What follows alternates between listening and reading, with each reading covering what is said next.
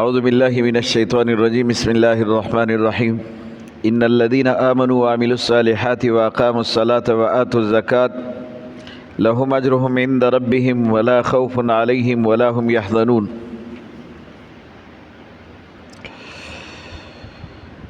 وہ لوگ جو ایمان لائے اور ایمان کے بعد عمل صالح کرے، نماز کی پابندی کرے، زکوٰۃ کی ادائیگی کرے، ان کے لیے اجر ہے اللہ کے ہاں۔ اور اجر کیا ہے؟ لا خوف علیہم، قیامت میں اس کو نہ خوف ہوگا، ولا هم یحزنون، اور نہ یہ غمگین ہوں گے۔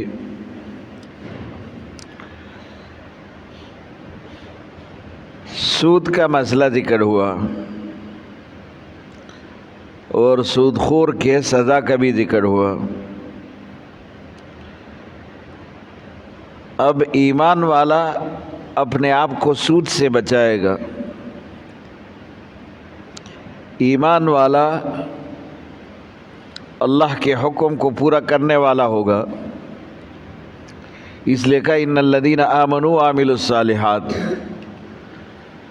وہ لوگ جو ایمان لائے اور ایمان کے بعد عمل صالح پر قائم رہے، کہ معنی نیک عمل بھی کرتے رہے،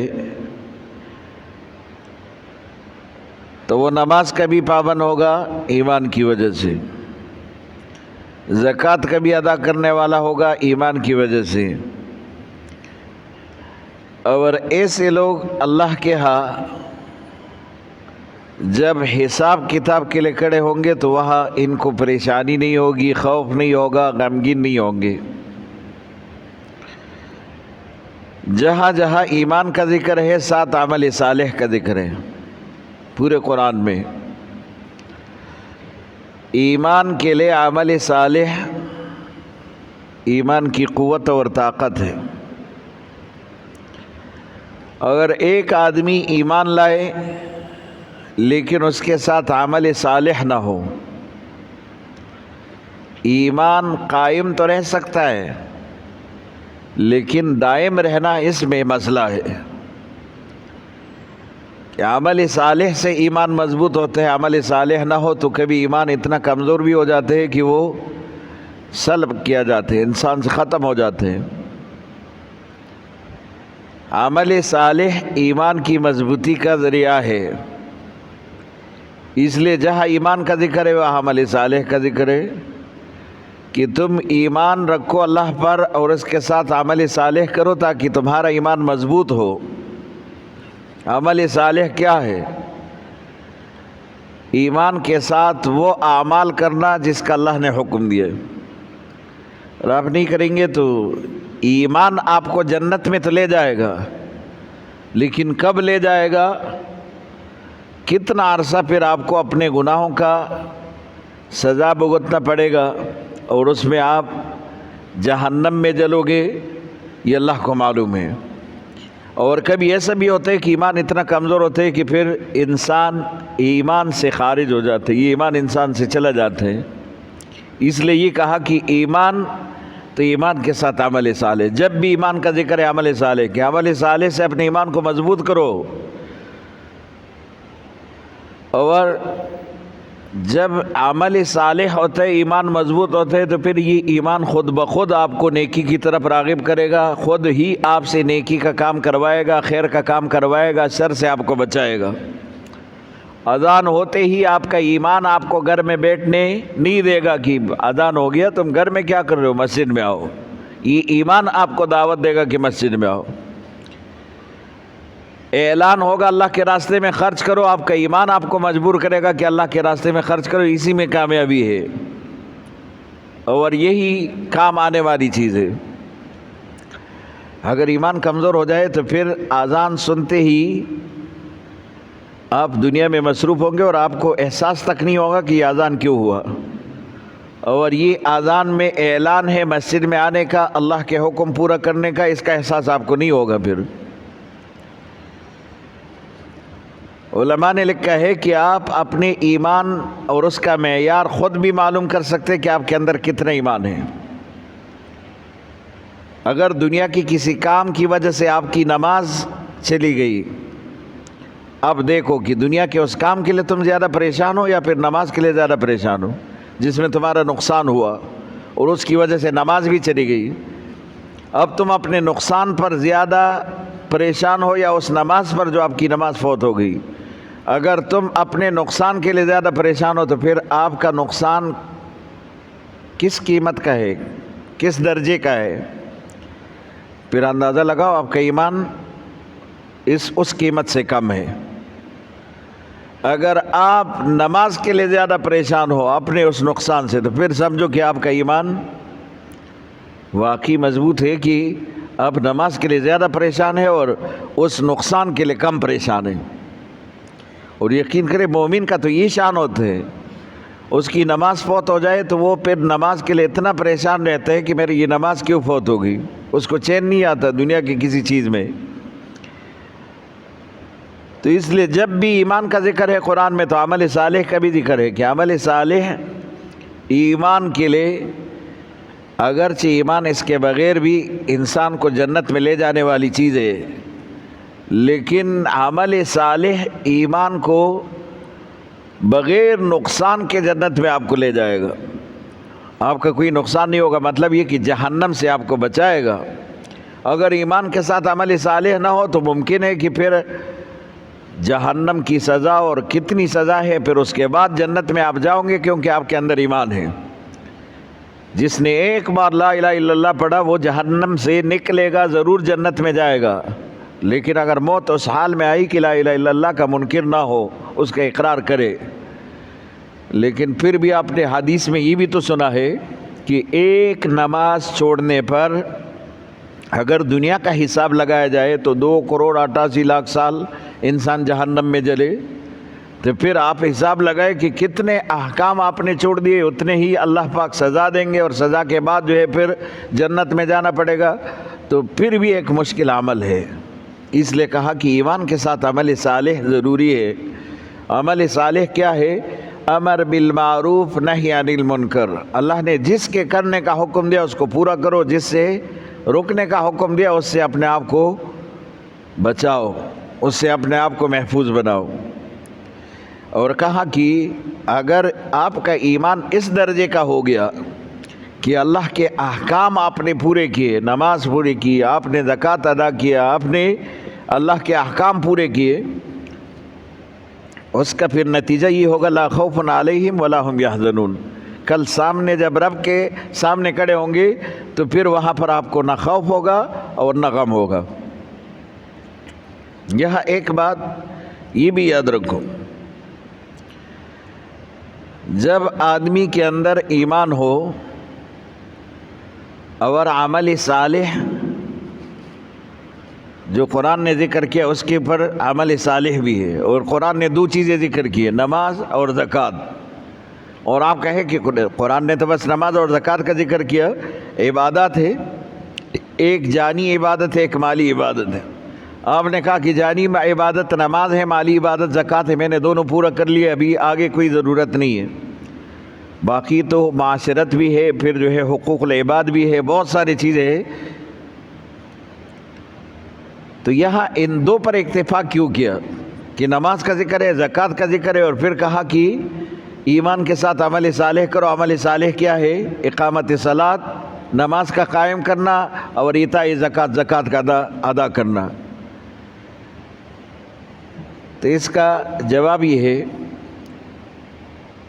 کہ نماز ہی واحد ایسی عبادت ہے جو کہ آپ کو ہر برائی سے یہ خود روکے گا. اگر آپ کی نماز بن گئی تو یہ نماز آپ کو فحاشی سے, یہ نماز آپ کو سود سے, یہ نماز آپ کو اللہ کی نافرمانی سے, یہ نماز آپ کو حقوق العباد میں اس کوتاہی سے, سب چیزوں سے آپ کو یہ نماز روکے گا. نماز سے محتم بشان بہت بڑی عبادت ہے جو کہ آپ کو ہر گناہ سے یہ روکے گا. اور دوسری چیز کی مال کی محبت, یہ خطرناک چیز ہے جو انسان کو گمراہ بھی کرتے. تو اگر آپ اپنے مال میں سے زکوٰۃ دیں گے, زکوٰۃ تو حلال مال میں سے ہوتے, حرام مال میں سے تو زکوٰۃ نہیں ہوتا, تو مطلب یہ کہ آپ کا مال بھی حلال ہے, پھر اس میں سے زکوٰۃ بھی دیں گے, تو پھر مال کی محبت میں آپ غرق نہیں ہوں گے, مال کی محبت میں آپ اللہ کی نافرمانی نہیں کریں گے، تو جب یہ دو چیزیں ہوگی تو خود بخود معاشرہ ٹھیک ہو جائے گا، پھر آپ کا معاملات بھی ٹھیک، سب چیزیں ٹھیک ہو جائیں گے۔ کیونکہ معاملات تو تب خراب ہوتے جب آدمی حقوق العباد کی پرواہ نہیں کرتا، وہ صرف اپنا حق لیتا ہے، دوسرے کا پرواہ ہی نہیں کرتا۔ وہ تو کہتا ہے کہ میرا یہ حق ہے، وہ مال کے لیے سب کچھ کرتے ہیں، یہاں تک کہ مال کے لیے کسی کا جان بھی لے لیتے ہیں۔ مال کے لیے کسی کی جان لینا یہ بھی پھر اس کو جو ہے جائز نظر آتا ہے۔ تو جب آپ نے نماز پڑھی اور نماز سے آپ کے معاملات خود بخود درست ہو گئے، کیونکہ نماز ہی حکم دیتے ہیں انسان کو برائی سے روکنے کا، اور پھر آپ نے زکوٰۃ بھی ادا کیا، تو مال کی محبت میں آپ ایسے گرفتار نہ ہوئے کہ اللہ کی نافرمانی کرے، تو آپ کے سارے معاملات بھی ٹھیک ہو جائیں گے۔ اس لیے دو پر اکتفا کیا۔ یا ایھا الذین آمنوا اتقوا اللہ، ایمان والو خدا سے ڈرو، وذروا ما بقی من الربا، اور جو سود ہے اس کو چھوڑ دو، جو سود ہے اس کو چھوڑ دو۔ ان کنتم مومنین، اگر تمہارے اندر ایمان ہے تو پھر یہ کام کرو کہ سود کی حرمت آئی، آپ نے پہلے سے سود کا کاروبار کیا ہے تو اب اپنا قرض واپس لے لو۔ اگر آپ نے 1,00,000 روپے دیے اور معاہدہ یہ طے ہوا کہ 1,20,000 واپس کرنا ہے، اب حرمت آیا اور آپ کو حکم معلوم ہوا کہ سود حرام ہے، آپ اپنا 1,00,000 روپے واپس لے لو۔ وہ تو آپ کا جائز حق ہے، وہ آپ کا جائز حق ہے دوسرے کے پاس، وہ لے لو۔ رأس المال کہتے ہیں اس کو، پورا مال لے لو، لیکن اس کے ساتھ وہ جو سود کا رقم ہے اس کو چھوڑ دو۔ اگر تم مومن ہو تو ایسا کرو۔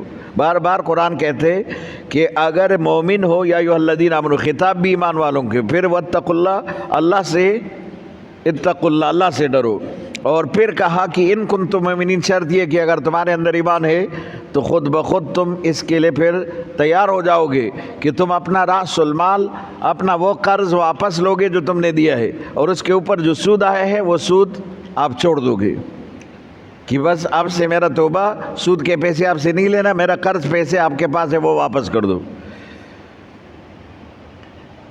فَإِن لَّمْ تَفْعَلُوا، اگر آپ ایسا نہ کر سکے اور حرمت کے باوجود بھی آپ نے سود کا پیسہ لیا، آپ نے کہا نہیں میں نے تو پہلے سے جو آپ کو پیسے دیے سود سمیت واپس کرنا ہے، تو اللہ کہتے ہیں فَأْذَنُوا بِحَرْبٍ مِّنَ اللَّهِ وَرَسُولِهِ، پھر اللہ اور رسول کے جنگ کے لیے تیار ہو جاؤ۔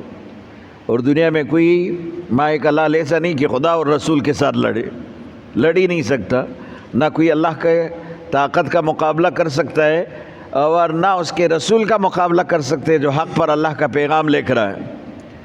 وَإِن تُبْتُمْ فَلَكُمْ رُؤُوسُ أَمْوَالِكُمْ، اگر تم توبہ کرو گے سود سے تو رؤوس اموال، پورا مال کا رأس المال آپ کا ہے، جو پورا مال ہے، وہ جو خالص مال آپ نے دیا وہ تو آپ کا واپس ہوگا۔ وہ اللہ آپ سے نہیں مانگتا کہ آپ نے سود کے لیے جو پیسے دیے تھے، اب جو آپ کے پیسے ہیں وہ تو آپ کو اللہ پاک واپس لوٹا رہے، اس کو رأس المال کہتے ہیں۔ فَلَكُمْ رُؤُوسُ أَمْوَالِكُمْ، اصل مال، اصل سرمایہ جو آپ نے دیا ہے، اگر آپ نے 10 لاکھ دیے اور 10 پر 15 لاکھ واپس لینے تھے تو وہ 10 لاکھ تو آپ کے ہیں، وہ اللہ پاک آپ سے نہیں لے رہے کہ وہ 10 لاکھ آپ کو وہ آدمی واپس کر دے گا، اور آپ ان کو یہ کہے کہ میرا وہ 10 لاکھ آپ کے پاس پہلے جو سود کے طور پر دیے تھے، اب سود کی حرمت سے اور سود کے اس سخت عذاب سے میں واقف ہوا، تو اب میں یہ کرتا ہوں کہ مجھے میرا 10 لاکھ روپے واپس دے دو، قرض ہے آپ کے پاس، 2 ماہ 3 ماہ 4 ماہ استعمال کرو، پھر جو ہے مجھے میرے پیسے واپس کر دو، اور میں آپ سے سود کے پیسے نہیں لوں، جو اوپر پیسے ہے وہ آپ سے نہیں لینا چاہتا۔ فَلَكُمْ رُؤُوسُ أَمْوَالِكُمْ لَا تَظْلِمُونَ وَلَا تُظْلَمُونَ، نہ تم کم کرو گے نہ تمہارے ساتھ کوئی ظلم ہوگا۔ معنی یہ کہ حقدار سے وہ 10 لاکھ بھی تمہارے کم نہیں کیے گئے، وہ جو تم نے دیے وہ تو پورا لوٹائے جائیں گے۔ وَلَا تُظْلَمُونَ، تم بھی ظلم نہ کرو کہ دیے 10 لاکھ اور اس سے 12 لاکھ وصول کرنا ہے، تو اب نہ تم اس میں کمی کرو نہ تمہارے ساتھ کوئی کمی کی جائے گی، مطلب یہ کہ نہ تم ظلم کرو نہ تمہارے ساتھ ظلم ہوگا، نہ تم ظلم کرو نہ تمہارے ساتھ ظلم ہوگا۔ لیکن ایک بات ہے، اگلے آیت میں اسی کا ذکر ہے، ان کان ذو عسرۃ فنظرۃ الی میسرہ۔ اب جس کو آپ نے پیسے دیے، پیسے تو اس نے سود پر آپ سے لیے، اور یہ کہا تھا کہ 1 سال بعد میں لوٹا دوں گا، اور 1 سال بعد انہی پیسوں سے منافع کما کر 10 لاکھ کی بجائے آپ کو 15 لاکھ دوں گا۔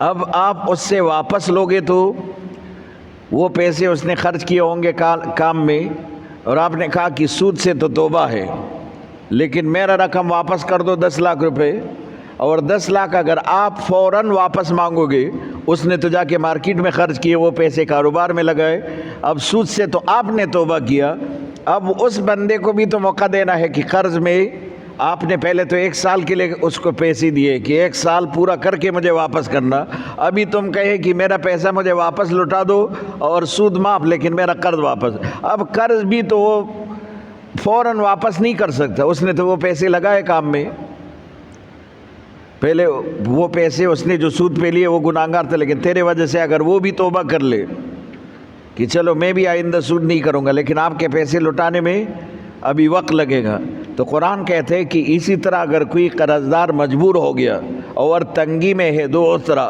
فنظرۃ الی میسرہ، آسانی کی طرف دیکھو، مانا یہ کہ تم اس کو کچھ وقت دے دو، اور تم نے یہاں پر سال لیا ہے سود کے پیسوں کے لیے، تو سال اس کو ایسے دے دو کہ بھائی چلو میرا ہی رقم واپس کر دینا، اور میری طرف سے آپ کے لیے 1 سال کا موقع ہے، میرا سود کے بغیر جو رقم آپ واپس کرو گے اس پر 1 سال آپ کو مہلت دی جائے گی، مطلب 1 سال کے بعد جو ہے میرے پیسے لوٹا دینا، آپ ان کا اتنا مہلت اس کو دے دو۔ اور قرآن کہتے ہیں یہ جو مہلت آپ دے رہے، اور یا پھر اگر اس سے بڑھ کر آپ اس کے ساتھ تعاون کریں گے کہ وہ آدمی مجبور ہے، آپ کے پیسے نہیں دے سکتے، ان تصدقوا خیر لکم، اگر آپ اس پر صدقہ کرنا چاہے کہ چلو آپ کو تو میں نے 10 لاکھ روپے دیے، لیکن یہ 5 لاکھ میری طرف سے صدقہ، اور تو آپ ایسا کریں کہ 5 لاکھ دے دے، 1 لاکھ صدقہ اور آپ 9 لاکھ دے دے، اپنی طرف سے اگر اس کے ساتھ تعاون کرنا چاہے صدقے کی صورت میں، تو قرآن کہتے ہیں ان تصدقوا، اگر آپ اس پر خیرات کریں گے خیر لکم، یہ تمہارے لیے بہتر ہے، کہ اسی مجبور آدمی کو اگر کچھ پیسے اس میں آپ کم کر دے تو یہ آپ کے لیے بہتر ہے، یہ آپ کی طرف سے صدقہ ہے ان کے لیے۔ ان کنتم تعلمون، اگر تم جانتے ہو تو پھر ایسا کرو، اور اللہ پاک تمہارے مال میں تمہارے لیے برکت عطا کرے گا۔ اس کو کہتے کسی کے ساتھ احسان کرنا، اور احسان اس صورت میں کہ آپ اس سے کوئی بدلہ بھی نہ لے، بلکہ اپنی طرف سے اس کے ساتھ تعاون بھی کرے، اور یہ اللہ کو بہت زیادہ پسند ہے۔ ایک آدمی کو آپ نے سود پر پیسے دیے تھے، لیکن خود آپ نے سود سے توبہ کیا، اب اگر تم اس کو بھی سود سے نکالیں گے تو اس نے بھی جا کے مارکیٹ میں وہ پیسہ خرچ کیا ہوگا تمہارے ہی سود کے واپس لوٹانے کے لیے، تو پھر اس کو اتنا موقع دو کہ وہ آپ کے پیسے آسانی سے لوٹا دے۔ تو قرآن نے آسانی کے طریقے بتا دیے، یا تو یہ کہ اس کو زیادہ مہلت دو کہ 1 سال کا موقع جو آپ نے پہلے دیا تھا سود میں، ابھی 1 سال اس کو اسی طرح موقع دے دو کہ بغیر سود کے آپ مجھے میرے پیسے لوٹا دے، 1 سال آپ کے پاس وقت ہے۔ دوسرا قرآن نے یہ بتایا کہ آپ اس کے اوپر یہ احسان کرے کہ اس کو یہ کہے کہ چلو 10 لاکھ ہے تو 8 لاکھ واپس کر دو، 2 لاکھ میرے طرف سے، اس میں بھی آپ کے ہو گئے۔ اگر آپ کے بس چلتا ہے تو یہ صدقہ خیرات اس کے ساتھ کرو تاکہ اس کے لیے آسانی ہو۔ وہ اس صورت میں آپ کا قرض دار ہے، اور قرض دار کے ساتھ اسی طرح احسان کرنا یہ بہت بڑا اجر ہے، بہت بڑا اجر ہے۔ قرآن کہتے ہیں اگلی آیت میں قرض کے بارے میں آتے ہیں پورا، کہ اگر آپ نے کسی کو قرض پیسے دیے اور قرض کے لیے ایک مہلت مقرر کی ہے، ایک مہلت دی ہے آپ نے اور ایک وقت مقرر کی ہے، اور مہلت یہ ہے کہ یہ قرض پیسے آپ نے مجھے دی 3 ماہ میں 4 ماہ میں دینا ہے واپس۔ 4 ماہ ہو گئے، اب ان کے پاس وہ پیسے نہیں ہے کہ آپ کے پاس وہ آپ کو آپ کے پیسے لوٹا دے، اور آپ بھی اس کی مجبوری کو سمجھ گئے، اور آپ نے کہا کہ چلو میری طرف سے آپ کو 2 ماہ اور مہلت ہے۔ تو حدیث میں ہے رسول اللہ صلی اللہ علیہ وسلم نے فرمایا، حضرت انس رضی اللہ عنہ کی روایت ہے، جس کا مفہوم ہے کہ اس شخص کو روزانہ اتنے ہی صدقے کا اجر ملتا ہے جتنا اس کا قرضہ ہے. روزانہ اتنے صدقے کا اجر ملتا ہے جتنا اس کا قرض ہے.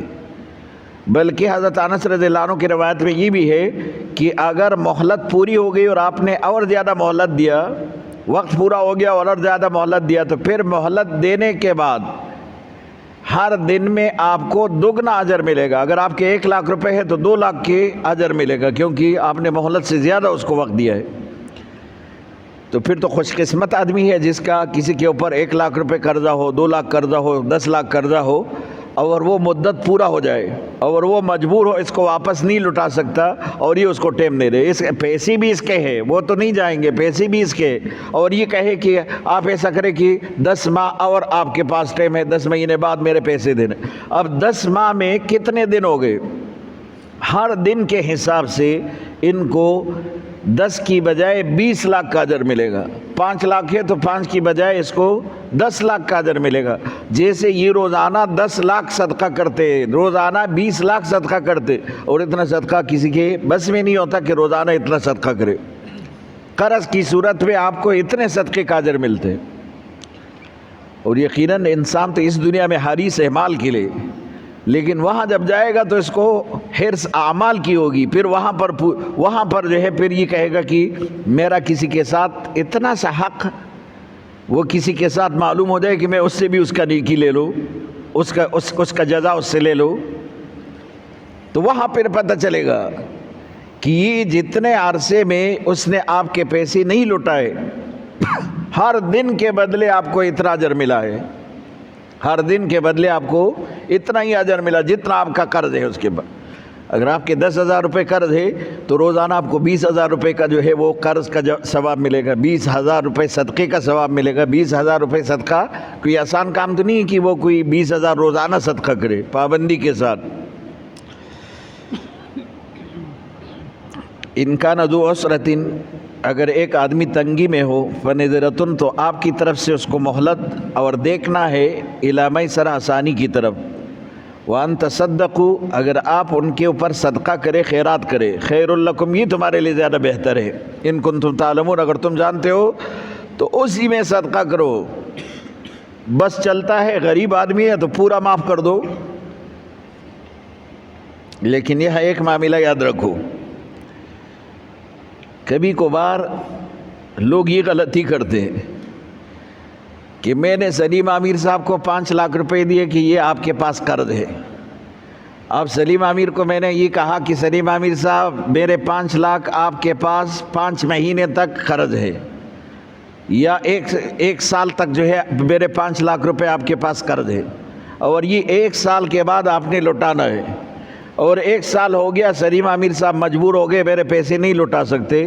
اب میں ایسا کرتا ہوں کہ اپنے بقایا مال کا جو میں زکوٰۃ نکالتا ہوں، میں زکوٰۃ میں سلیم عامر صاحب کو یہ 5 لاکھ روپے میں جو زکوٰۃ کا رقم بنتا ہے 2 لاکھ 3 لاکھ، میں وہ 2-3 لاکھ روپے جو ہے سلیم عامر کو زکوٰۃ کے مد میں یہ کرتا ہوں کہ آپ کے پاس میرے 5 لاکھ روپے ہے، 5 لاکھ میں میرے زکوٰۃ کا حساب میں نے کیا کہ 3 لاکھ بنتے، 3 لاکھ تو آپ کو زکوٰۃ میں، اور باقی 2 لاکھ مجھے واپس کر دو. تو زکوٰۃ ادا نہیں ہوگا. اسی صورت میں زکوٰۃ کے ادائیگی کا بھی ایک طریقہ کار ہے کہ میں وہ 3 لاکھ جو میرے مال کا زکوٰۃ بنتا ہے وہ پورا نقد اپنے ساتھ اٹھا لو، وہ عامر صاحب کو دے دو کہ یہ 3 لاکھ میرے مال کا زکوٰۃ. آپ مجبور ہے، میرے 5 لاکھ روپے آپ کے اوپر قرض ہے، آپ نہیں دے سکتے، آپ ایسا کریں میرے طرف سے یہ 3 لاکھ زکوٰۃ کے لے لے. اب سلیم عامر صاحب نے قبض کیا تو سلیم عامر صاحب کے پاس میرے 5 لاکھ تو پہلے سے پڑے ہیں جو قرض مجھے واپس کرنا ہے، اور میں نے 3 لاکھ اور دیے اس کو زکوٰۃ میں. اور جیسے انہوں نے وہ 3 لاکھ وصول کیے، اب میں اس کو کہتا ہوں کہ میرا قرضہ واپس کر دو. تو اب یہ تو بہانہ نہیں کر سکتا کہ میرے پاس پیسے نہیں ہے. تو میں نے تو 3 لاکھ روپے اس کو دیے، زکوٰۃ میں اس نے وصول کیے، وہ اس کا مالک بن گیا. اب میں قرضہ لیتا واپس تو میرے لیے بھی جائز ہے، میں اس کو کہوں یہ 3 لاکھ روپے مجھے واپس کر دو. اب 3 لاکھ روپے مجھے واپس بھی مل گئے اور میرے زکوٰۃ بھی ادا ہو گیا، اور 3 لاکھ سلیم عامر صاحب کے قرضے سے بھی کم ہو گئے. اب جو ہے میرے اس کے اوپر کتنے بچے؟ 2 لاکھ روپے بچے. اے نہیں عامر صاحب پریشان ہو، 2 لاکھ روپے میرے نہیں ہیں، لیکن میرے ان کے اوپر 2 لاکھ روپے رہ گئے. اب وہ زکوٰۃ بھی ادا ہو گیا، طریقہ بھی درست ہو گیا، اور ان کے لیے آسانی بھی ہو گئی اور انہوں نے قبول بھی کیا. یہ طریقہ کار ہے. تو اکثر لوگ یہ کرتے، کسی کے پاس اس کا قرض ہے اور ادھر اس نے زکوٰۃ ادا کرنے، یہ کہتے چلو میرے اس قرض میں سے 20,000 زکوٰۃ کے کاٹ دو. وہ کہتے کہ ٹھیک ہے 20,000 زکوٰۃ کے کاٹ دیا. ابھی نہ قبض نہ صورت. اسی طرح قرض دار کا یہ زکوٰۃ ادا نہیں ہوگا، اس میں تملیک شرط ہے، اس کو مالک بنانا. تو یہ صورت اختیار کرو کہ ہیلا بھی ہو درست بھی ہو، ہیلا بھی ہو درست بھی ہو، کہ زکوٰۃ بھی وہ وصول کرے اور آپ کا پیسہ بھی آپ کے پاس واپس آ جائے اسی صورت میں، اور زکوٰۃ بھی جو ہے وہ لے لے، اور اس کے لیے بھی جائز ہو، جائز والی صورت ہو. اگر آپ نے اس کو کہہ دیا کہ جیسے میں نے یہ صورت بتا دیا کہ یہ 3 لاکھ زکوٰۃ کے ہے اور 3 لاکھ جو ہے آپ کو معاف، 2 لاکھ واپس کر دو، تو اس صورت میں بھی 2 لاکھ اس نے واپس کرنا ہے. اگر آپ نے اس کو نقد دیے اور اس نے قبض کر لیا اور آپ کو واپس کر دیا، تو اس صورت میں بھی آپ کو 2 لاکھ واپس کرنا ہے. طریقہ درست ہو گیا، وہ پہلے والا طریقہ غلط، تو اس میں آپ کا زکوٰۃ ادا نہیں ہوگا. تو یہ صورت جو ہیلے کا ہے اس کو بھی اختیار کرو کہ جو درست ہو. اگر درست والا صورت نہ ہو تو پھر ناجائز ہے.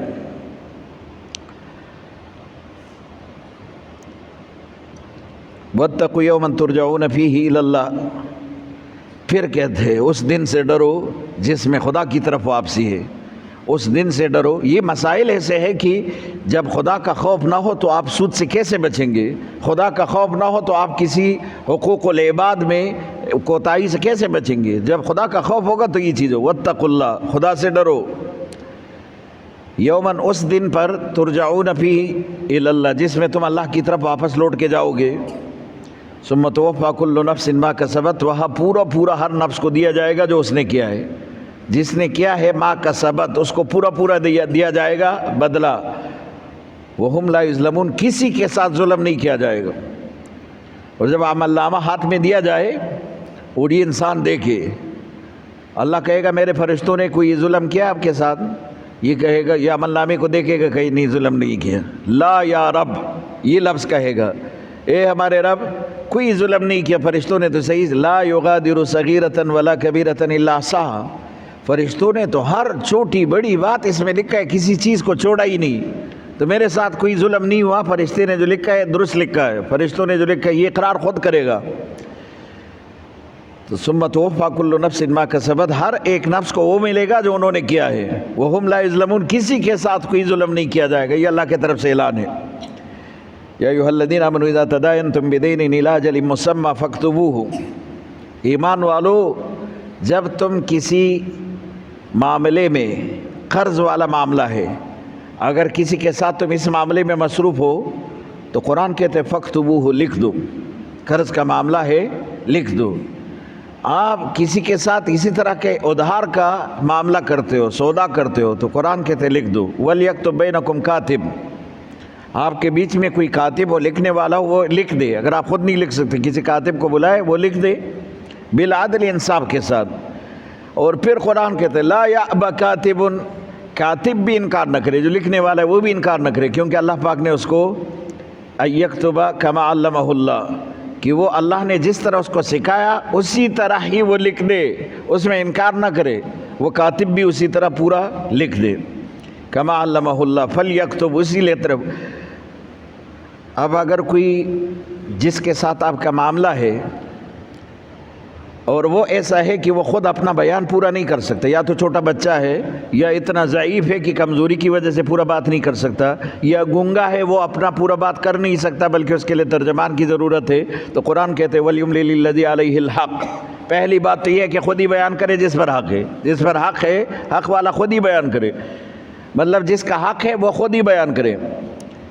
اور اس میں بھی وَلْيَتَّقِ اللَّهَ رَبَّهُ، اللہ سے ڈرے، اللہ سے ڈرے کہ کوئی اس میں کمی بیشی نہ کرے. جس طرح حق ہے اسی طرح پورا حق بیان کرے کہ اتنا حق ہے میرا آپ کا مجھ پر، اور اتنا حق میں نے آپ کا دینا ہے، یہ پورا حق بیان کرے. وَلَا يَبْخَسْ مِنْهُ شَيْئًا، اس میں سے کسی چیز کے اندر کمی نہ کرے. کہ اگر آپ کے جو ہے 10,000 ہے، وہ کہے کہ نہیں 10,000 تو نہیں، میں تو 8,000 مانتا ہوں، 10,000 نہیں مانتا، اس میں کسی چیز کی کمی نہ کرے. فَإِنْ كَانَ الَّذِي عَلَيْهِ الْحَقُّ سَفِيهًا، اب جس کے اوپر حق ہے اس میں یہ مسئلہ آیا کہ یا تو وہ کم عقل ہے، اس کو اس چیز کا پتہ ہی نہیں، یا پھر وہ چھوٹا بچہ ہے سمجھتا نہیں، یا پھر گونگا ہے بات کر نہیں سکتا، یا پھر اتنا ضعیف ہے کہ بات کرنے میں اس کو تکلیف ہو رہی ہے، تو پھر قرآن کہتے سفیہن او ضعیفن، یا تو بے وقوف ہے کم عقل ہے، یا ضعیف ہے کمزور ہے، لا یستطیع ان یمل، وہ اس کا طاقت نہیں کرتا کہ جس طرح بیان کرنے کا حق ہے اسی طرح بیان کرے، اس طرح کا جو ہے وہ طاقت ہی نہیں رکھتا۔ فَلْيُمْلِلْ وَلِيُّهُ، تو اس کا کوئی وارث تو ہوگا، قرآن کہتے اس کے وارث سے ہی پورا حساب۔ اگر آپ اس کی زبان نہیں سمجھتے، اس کا کوئی ترجمان تو ہوگا کہ اس کی زبان کو سمجھتے اور آپ کو جو ہے بتائے، یا آپ کسی اور زبان کے وہ کسی اور زبان کے، تو کوئی ترجمان بیچ میں لاؤ جو اس کی زبان کو سمجھتے، وہ آپ کی اپنی زبان سے آپ کو سمجھائے بالعدل، اور وہ بھی انصاف کے ساتھ۔ وَاسْتَشْهِدُوا شَهِيدَيْنِ، اب قرآن کہتے ہیں کہ اس موقع پر دو گواہ بھی بناؤ، اس موقع پر جب یہ کتابت ہوتی ہے تو اس کتابت میں دو گواہ بناؤ، اس کتابت پر بھی جو وہ لکھنے والا لکھ رہے اور جس کا بیان ہو رہے وہ بیان اسی طرح لکھ رہے، اس پر دو گواہ بناؤ۔ اور دو گواہ کیسے؟ من رجالکم، مردوں سے۔ اب اگر کوئی موقع ایسا ہے کہ دو مرد ہی نہیں، وہاں موقع پر ایک مرد ہے اور دو عورتیں ہیں، تو قرآن کہتے ٹھیک ہے جی ایک مرد اور دو عورتیں، کیونکہ دو عورتیں ایک مرد کی جگہ پر گواہی دیں گی، کیونکہ عورتوں میں بھول کی بیماری بھی زیادہ ہے، اور عورتیں جو ہے کبھی ایسا ہوتا ہے کہ بیان سے خوفزدہ بھی ہو جاتی ہے، تو ایک بات بھول بھی جاتی ہے اس پریشر کی وجہ سے۔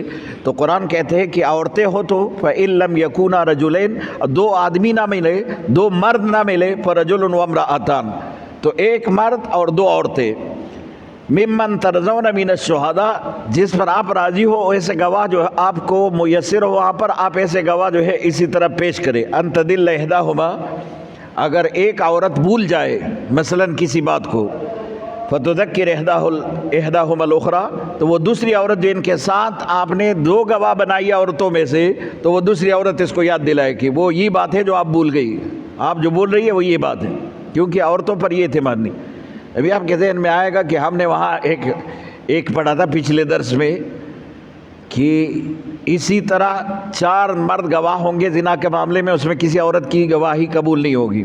ایسا نہ ہو کہ پھر آپ وہاں بھی 2 عورتیں گواہ میں پیش کریں، ایک کی بجائے ایک مرد کی جگہ پر 2 عورتیں، وہاں اگر آپ 1,00,000 عورتیں بھی پیش کریں تب بھی اس کی گواہی قبول نہیں ہوگی، کیونکہ وہ موقع اور محل ایسا نہیں ہے، اور موقع محل ایسے کہ زنا کے معاملے میں قاضی کے سامنے پیش ہونے پر عورت اسی طرح صفائی سے گفتگو نہیں کر سکتی جو مرد کر سکتا ہے، تو وہ محل نہیں ہے اسی عورت کے لیے، تو وہ 1,00,000 عورتیں ہو تو تب بھی اس کی گواہی قبول نہیں ہوگی۔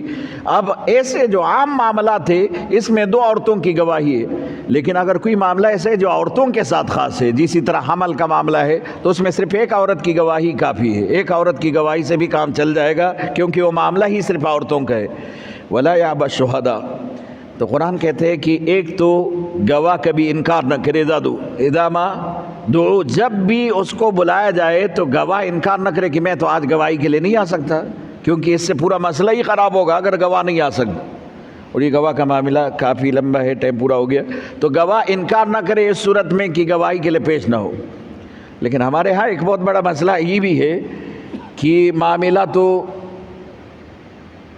اسی طرح 1-2 کیس میں نمٹتا نہیں ہے، اس میں پورا ہی نہیں ہوتا، تو پھر گواہ آپ پورا سال جو ہے اس کو ہر 2-3 دن بعد یا 2-3 ہفتے بعد جو ہے گواہ کو پیش کرنا ہوگا، اور اتنے بار جب آپ گواہ کو عدالت میں پیش کریں گے تو خود بخود وہ گواہی سے مکر جائے گا کہ بھائی میرا کیا کام ہے، میں تیرے گواہی کے لیے بار بار جو ہے وہ عدالت میں جاؤ۔ یہ مسئلہ ہے ہمارے ہاں، کیونکہ ہمارے ہاں کیس ختم ہی نہیں ہوتا، تو گواہ کو تو ہر بار بلانا پڑے گا۔ تو قرآن اگلے آیت اسی آیت میں آگے یہ بھی ذکر کرتے کہ گواہ کو تکلیف نہ دو، گواہ کو تکلیف بھی نہ دو کہ آپ گواہ کو ہی تکلیف میں مبتلا کر دے، یا اپنے خرچے سے وہ جائے کہ آپ روز اس کو کہے کہ بھائی تم ٹیکسی پکڑ لینا جاؤ، اور پھر جو ہے آپ اس کو پیسے نہ دے، بلکہ اگر وہ کسی اپنے سواری سے آئے گا تو سواری کا خرچہ بھی آپ کو دینا پڑے گا، وہ گواہی کا پیسہ آپ سے نہیں لیتا، لیکن یہ پیسہ اس کو دینا پڑے گا جو اس کا خرچہ ہو رہا ہے ادھر جانے آنے کا۔ ہمارے ملک میں تو گواہی مشکل کام ہے، اسے لوگ گواہی سے چھپتے ہیں کہ اگر پھر مدعی بھی نہیں ہوگا، وہ گواہی جو ہے سب سے بڑا مجرم ہے، جو کہ گواہ کو روز جو ہے عدالت بلائے گا، اور جب تک کہ مکر نہ جائے تو گواہ کے لیے بھی کوئی راستہ نہیں کہ وہ چھوٹ جائے۔ تو یہاں پر اس لیے تو کوئی عدالت میں جاتا نہیں، اس لیے تو کوئی انصاف کی گواہی، انصاف کے فیصلے پہ کوئی گواہی دیتا ہی نہیں ہے کہ وہ کہتے کہ یہ انصاف نہیں ہے، وہاں تو بے انصافی بن جاتی ہے۔ اگر یہ جاتے اور یہ جو ہے مظلوم کی حمایت میں وہاں جا کر گواہی دیتے تو مظلوم کی حمایت ہو یا نہ ہو، حکومت کی طرف سے اس کے حق میں فیصلہ ہو یا نہ ہو، عدالت سے فیصلہ آئے نہ آئے، یہ تو اس میں بیچارہ مجرم بن جاتے ہیں۔ آخر دعوانا